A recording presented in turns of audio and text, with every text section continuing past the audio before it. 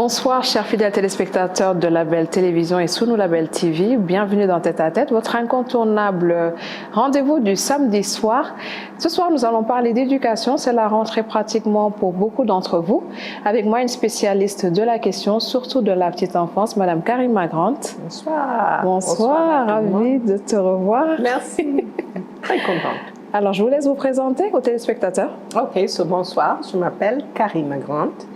Je suis maintenant la fondatrice, cofondatrice de les Play Labs et les Chrysalides. Ça, c'est deux écoles, une préscolaire et une école primaire, ici au Sénégal, qui se trouve à Dakar et qui se trouve à La Somone. Je suis aussi la fondatrice de Cœur Imagination et Imagination Africa, qui étaient les premières hubs d'apprentissage et innovation pour les enfants. Qu'est-ce que c'était encore Cœur Imagination? Oh, Cœur Imagination, ça arrive, hein? Ça va retourner. Pour l'instant, on est les plateformes, c'est en stand-by. Pourquoi? Juste à cause de Covid. Covid a vraiment nous ralenti. Mais on a aussi vu que vraiment le terrain a beaucoup changé. C'est génial maintenant, il y a plein d'activités pour les enfants. Nous, on est vraiment en train de réfléchir de comment innover, amener encore des autres gens des innovations et aussi penser à des enfants qui sont dehors de Dakar parce qu'on voit que beaucoup de gens sont en train de plus en plus en train de se délocaliser de Dakar. Exact. Du coup, il y a une forte demande en dehors de Dakar? Forte. C'est vrai? Même plus forte que Dakar. Je trouve que Dakar, avec les embouteillages et tout, c'est un peu difficile pour les parents pour se déplacer avec leurs parents. Mais on espère de travailler avec quelques mairies qui sont intéressées, qu'on peut offrir des services à eux. Mais certainement d'établir quelque chose dehors de Dakar, je pense que c'est dans l'avenir. Alors, d'où vous êtes venue cette passion pour la petite enfance, pour ces enfants et pour l'éducation?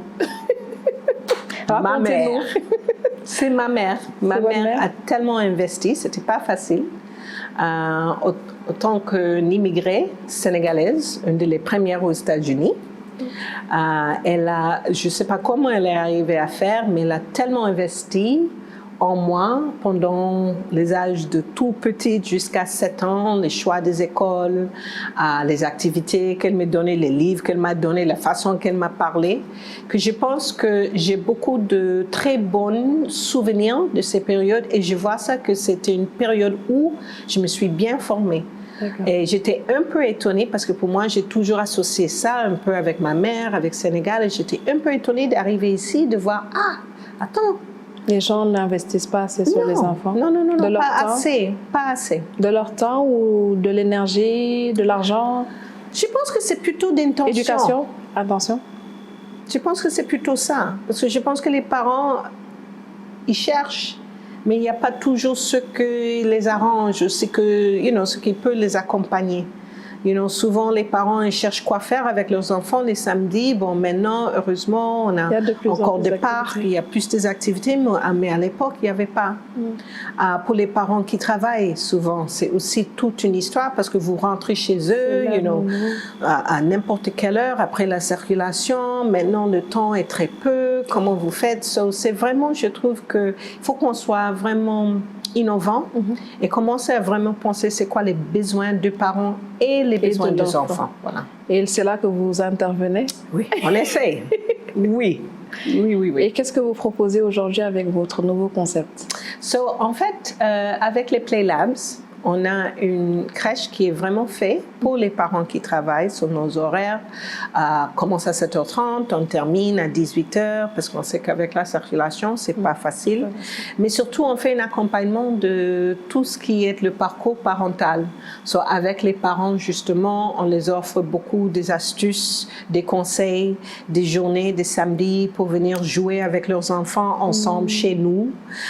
On les donne beaucoup de documentation pour qu'ils puissent comprendre comment les enfants apprennent, parce que pour beaucoup de parents, ils ne comprennent pas ça.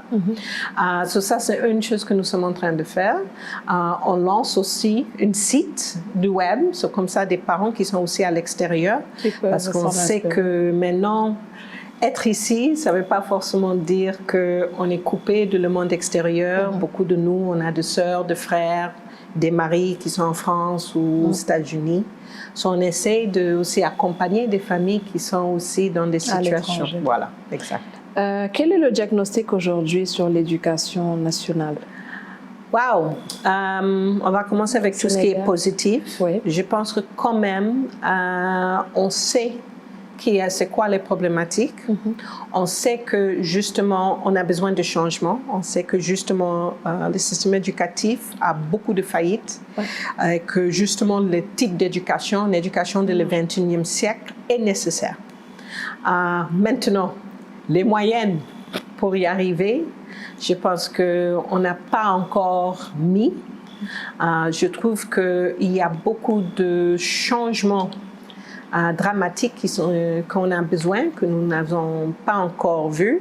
Je pense qu'encore un autre aspect positif, c'est qu'on voit quand même une nette amélioration dans les qualités des crèches. Quand nous avons commencé les crèches et les préscolaires, il y avait beaucoup de gens qui ne connaissaient pas de tout les métiers, ne connaissaient pas les besoins des tout petits, mais on voit qu'il y a beaucoup de bonnes crèches et beaucoup de préscolaires qui commencent, qui veulent vraiment accompagner les enfants dans ces périodes critiques. So, grosso modo, plus un accent, je trouve, sur la petite enfance. Sur la petite enfance. Mais je trouve encore qu'il y a beaucoup de travail à faire. Pourquoi? Parce que aussi nous avons aujourd'hui plus d'enfants, on en fait plus, ils sont de plus en plus scolarisés. Oui. Ou vraiment parce qu'on se dit qu'à un certain âge, notamment les plus petits, je dirais moins de 6 ans, ont plus besoin d'encadrement. Ils ont besoin de plus d'encadrement. Je pense que les parents ont besoin de plus de services. Parce que le plus qu'on comprend c'est quoi un enfant, on ne peut pas séparer un enfant de son parent.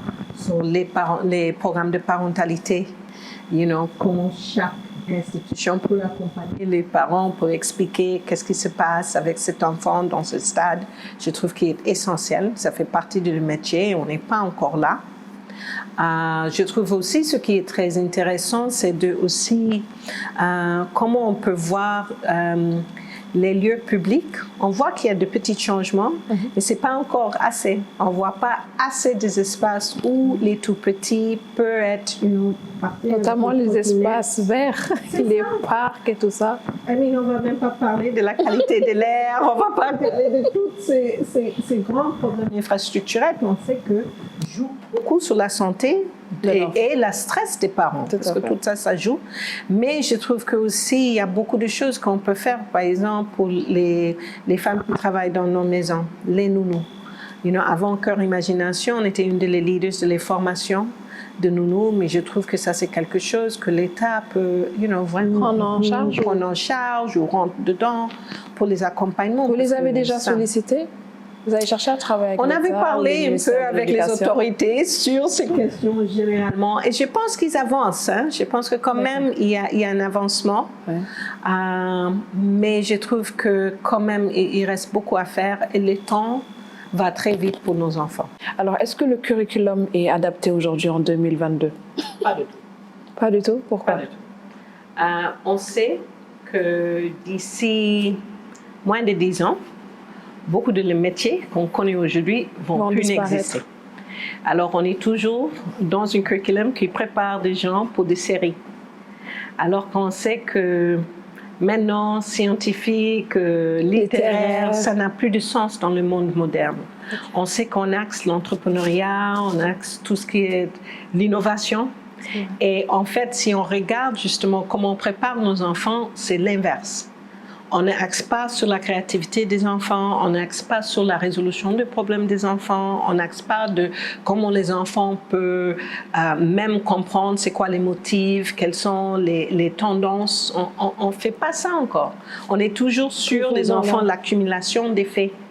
Et on sait que bourrage de crâne, les leçons, la méthode en fait, la méthodologie n'existe pas. Et je trouve que ce qui est dommage, c'est comme ça ici au Sénégal, quand même surtout dans le programme sénégalais. Oui, mais on a un niveau on a une capacité qui existe ici qui n'existe pas dans les autres pays.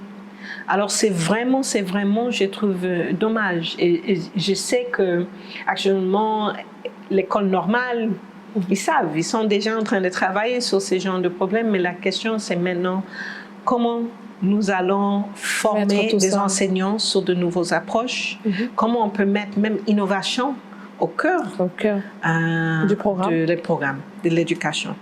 Et pas innovation dans le sens, beaucoup de gens disent, ah oui, j'amène un ordi, je forme les gens sur tout ce qui est le codage, le coding et tout. Et on pense, c'est pas ça. C'est comment les enfants réfléchissent, comment ils peuvent résoudre des problèmes, comment ils peuvent prendre tout ce qui est autour de eux et décider, bon, tiens, comment je peux appliquer ça à mon environnement immédiat. Une cible qu'on oublie très souvent, ce sont les handicapés ou les enfants autistes ou qui ont des problèmes tels que... vous en rencontrez très souvent, je pense, dans votre milieu. Oui. Est-ce qu'ils ont un programme, eux aussi, adapté spécialement? Ils sont ensemble avec les autres, travail de groupe?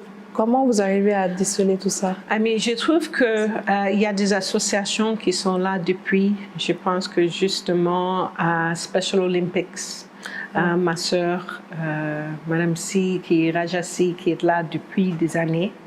Mais je pense qu'aussi, il y a des différentes écoles qui ont vraiment travaillé, surtout pour des enfants autistes et tout. Mais globalement, je sais qu'il y a beaucoup de parents que si leurs enfants ont des difficultés d'apprentissage, s'ils sont sur le spectre d'autisme, souvent le choix est très facile. Ils ne peuvent pas rester ici au Sénégal.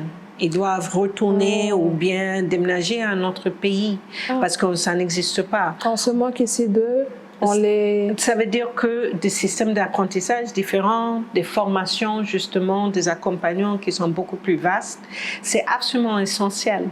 Parce que le plus qu'on avance, le plus qu'on comprend que même des enfants typiques n'apprennent pas tous pareillement. Tout à fait. Mais justement, on est toujours en train de mettre ces enfants dans des systèmes très limités qui n'ont pas la capacité de les accueillir et accueillir leurs différences. Donc là, il est important de vraiment reformer les formateurs, les enseignants pour qu'ils puissent... Oui, et de créer aussi des écoles qui peuvent vraiment adapter à ça. Ou je pense que le corps professoral est formé à comment accompagner ces enfants.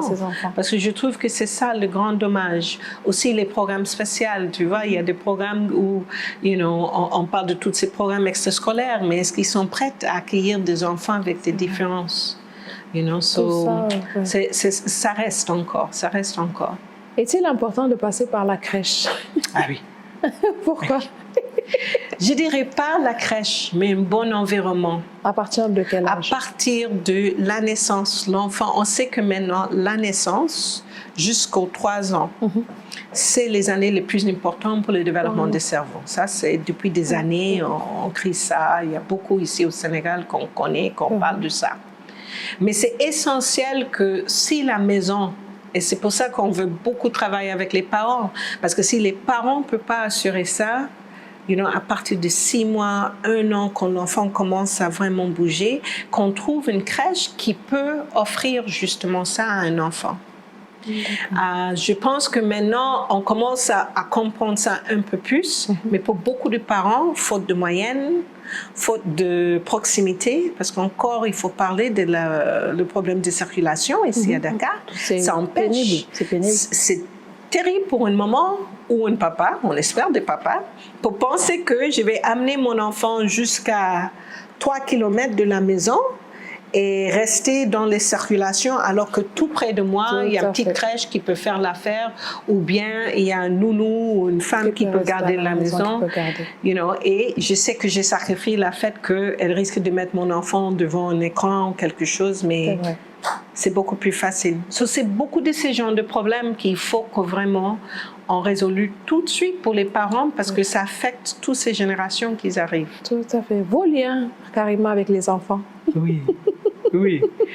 Est-ce que je lis avec les enfants? Vos liens, que vous avez su, développer avec les enfants, avec l'expérience aujourd'hui que vous avez. Moi, actuellement, j'ai des chances que j'ai des équipes magnifiques. Surtout au primaire, mon école primaire, mes préscolaires. Elles sont maintenant beaucoup plus ce que j'ai fait, c'est de vraiment les accompagner, de les former, continuer la formation. J'adore. J'ai passé un mois comme ça au Cotonou, en train de former des équipes là-bas sur la petite enfance, sur l'utilisation de jeux.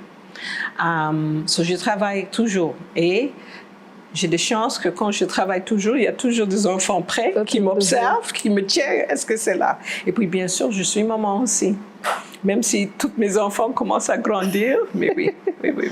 Du coup, l'univers que vous avez su créer même au sein de l'établissement, il est... Comment on peut le décrire?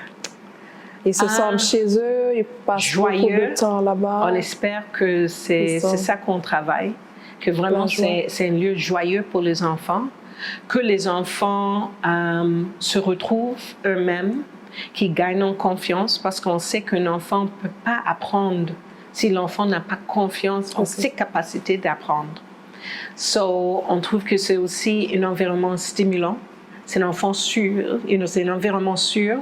Les enfants aussi sachent que, attends, les adultes qui m'entourent veulent le meilleur de moi-même, me permettent de s'exprimer et tout.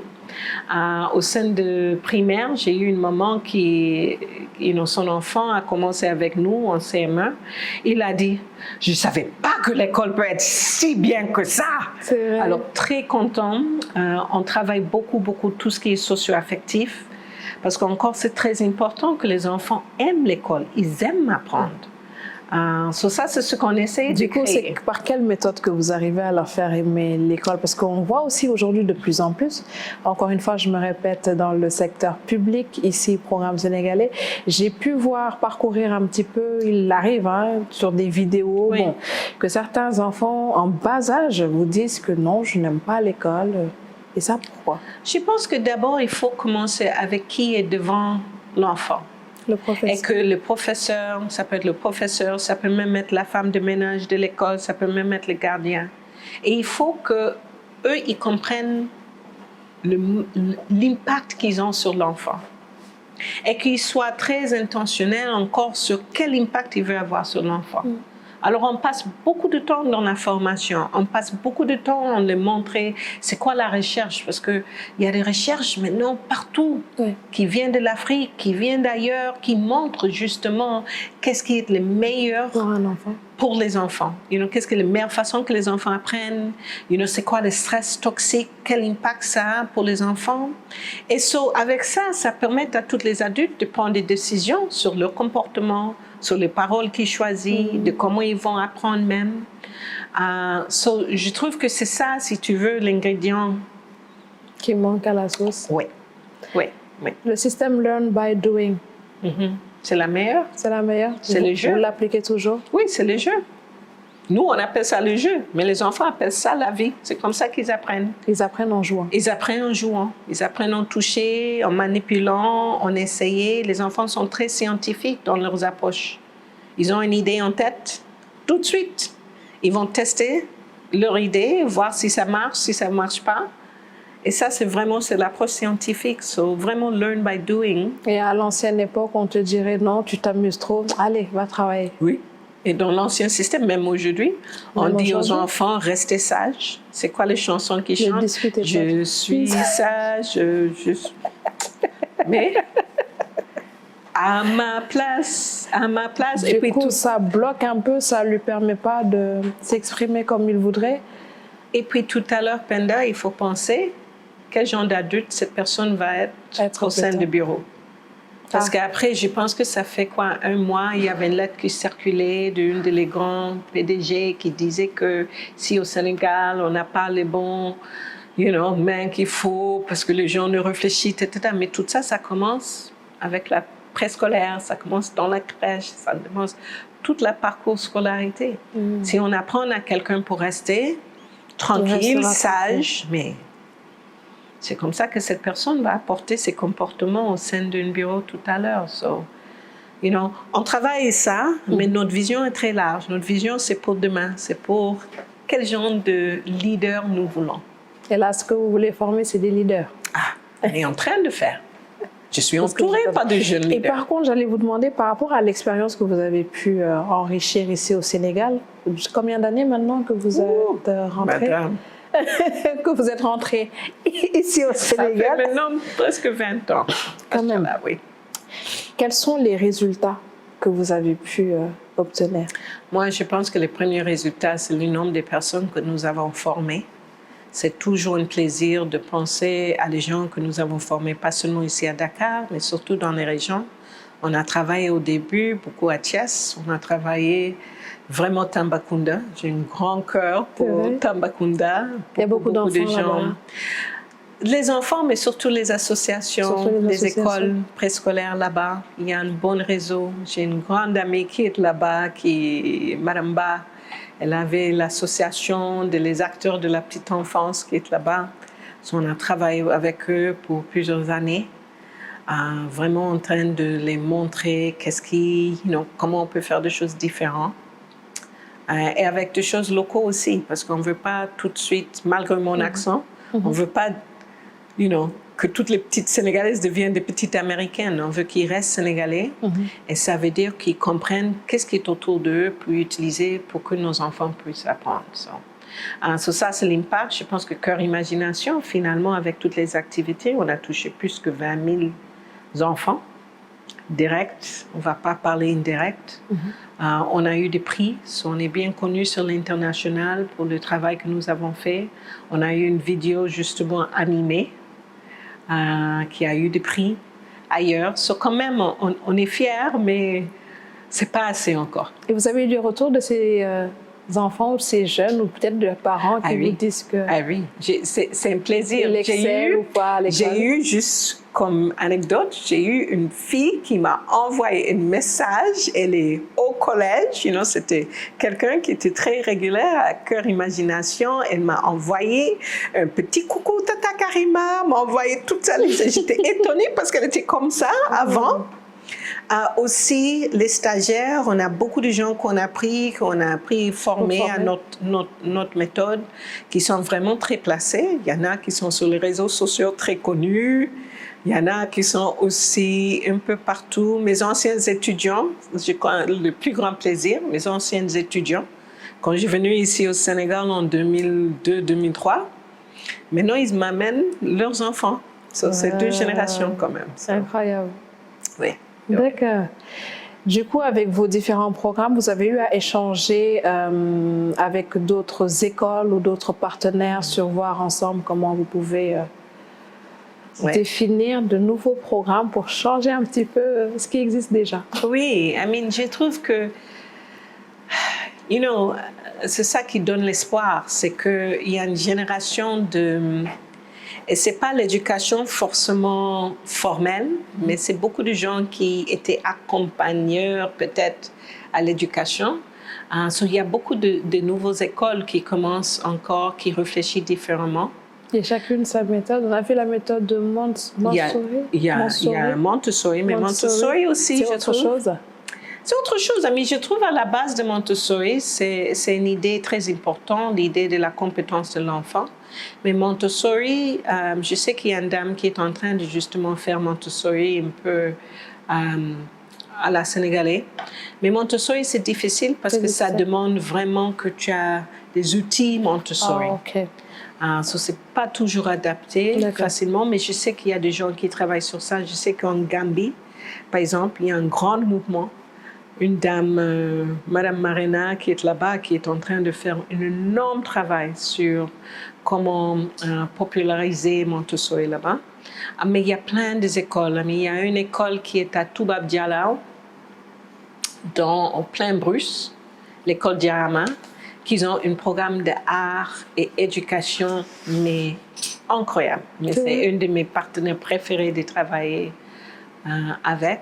Il y a plein de nouveautés, plein d'innovations qui sont en train de se passer. Je pense que les gens comprennent l'enjeu. Ils sont prêts à changer ça. Et là, on vous entend, j'ai l'impression que ça se fait maintenant de plus en plus en dehors de la capitale. Absolument. Et ça, je pense que c'est une bonne chose, du coup. C'est une très bonne chose. Ça va pouvoir développer d'autres Oui, c'est une très bonne chose. Parce que je pense que Dakar n'est pas Sénégal. C'est vrai. Et même si on a une forte influence ici au capital, tant qu'il y a une grande différence entre Dakar et le reste du pays, le pays ne va jamais avancer. Il faut penser, quand on pense à nos enfants, on pense à tous nos enfants. Parce qu'on sait qu'aussi dans les autres régions, par exemple à Tamba, ils sont fortement liés à Mali, à Guinée.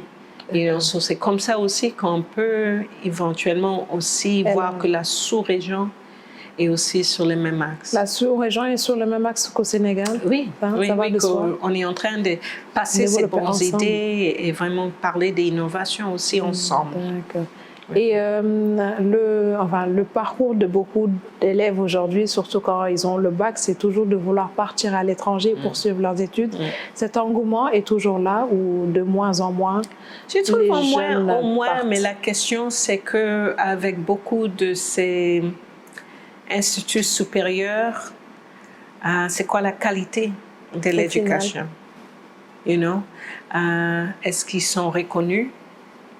Est-ce que l'équipe qui sont là-bas, qui sont sur place, est-ce qu'eux-mêmes, ils sont diplômés? Est-ce qu'ils ont ce qu'il faut? Il y a beaucoup d'enjeux, mais je pense que globalement, comme pour les crèches, comme pour les primaires, comme pour les secondaires, comme pour les universités, la question c'est qualité. C'est plus quantité. Okay. Bien sûr, on a besoin de beaucoup plus des écoles en général, mais c'est la qualité de ce qui se passe là-bas. Encore je trouve pour les études supérieures, c'est la question de qualité. Est-ce que toutes ces écoles ont l'autorisation d'ouvrir? Souvent, je vois où ils ouvrent et je me demande où. C'est une maison. Est-ce que ça c'est adéquat pour une université, pour des études supérieures qui sont là? Ça vient très fort pousser. Vos suggestions, recommandations aux parents, aux jeunes gens qui nous suivent? C'est rester connecté. Mais il y a beaucoup aussi de ressources locales, aussi internationales. Mais rester, c'est quoi les tendances de la monde des enfants? Chacun de nous peut te dire c'est quoi le nouveau iPhone, mais on ne peut pas te dire c'est quoi la nouvelle recherche sur comment les enfants apprennent ou sur l'impact de stress sur nos enfants. Et c'est très important qu'on reste. Si on a les réseaux sociaux et tout, il faut qu'on inclue justement sur nos pages, sur nos TikTok, c'est quoi les nouveautés? Qu'est-ce qu'on comprend de comment les enfants apprennent? C'est très important. Deuxièmement, qu'on partage beaucoup plus. J'ai de très bons collègues qui sont dans les métiers que ça me réjouit chaque fois qu'on parle parce qu'on peut partager des informations, partager des astuces, partager même des personnels. Ah oui, je connais quelqu'un qui est dans la zone, qui a beaucoup plus des associations alternatives qu'on commence à soutenir ça. Et que vraiment, je vais dire ça, qu'on mette l'argent qu'il faut, secteur privé, en l'éducation, dans la recherche et le développement des alternatives. C'est primordial. Oui, absolument. Merci Kariwa. Merci. Et merci à vous, parce que vous êtes, depuis des années, vous êtes là avec l'éducation. J'apprécie beaucoup. So merci. Thank you. Merci à vous de nous avoir suivis. Je vous donne rendez-vous très très vite avec un autre invité et une prochaine thématique. À très vite.